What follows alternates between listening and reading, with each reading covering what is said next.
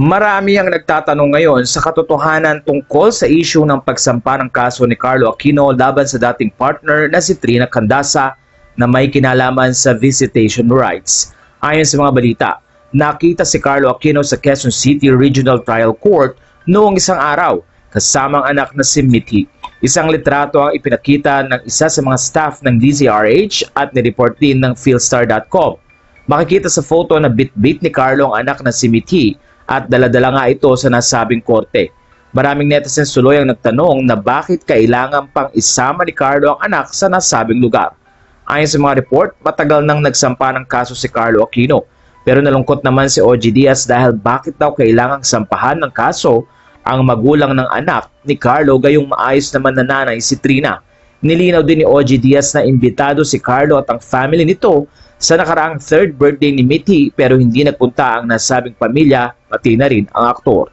Matatanda ang una nang lumabas ang mga issue na hindi daw pinapayagan ni Trina na dalhin ni Carlo ang anak sa kanyang condominium unit. Pero mukhang wala naman itong katotohanan. Ang pakiusap lamang ni Trina ay kung kukunin ni Carlo ang kanilang anak ay sana mag-focus si Carlo dito at huwag munang i-introduce ang ibang partners sa bata dahil ayaw ni Trina na magkaroon ng pagkalito ang kanilang anak. Pakiusap din ni Trina na kung dumating ang time na magkaasawa na si Carlo ay okay lang sa kanyang anak na makilala ito at ang bagong pwedeng tumayong ina para sa anak. Sa pagkakataong ito, hindi naman ipinagkakait ni Trina ang kanyang anak na si Mithi pero bilang isang ina ay nais lamang niya na maprotektahan ang kanilang anak.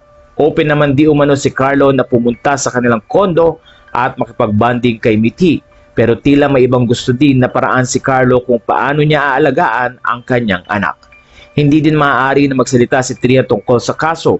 Kaya naman sa isang post na kung saan ay sinabi ni Trina ang kapal, maraming netizens ang nag-isip na baka patama ito kay Carlo. Pero ayon naman sa post ni Trina, makapal ang envelope na kung saan ay maraming orders ng kanyang produkto na pabango. Umaasa naman ang maraming followers si Trina at Carlo na magiging maayos ang samahan nila lalo na sa kanilang anak. Pati rin ang current girlfriend ni Carlo na si Charlie Dizon ay tila nadadamay. Wala na pong masasabi niyo sa story na ito.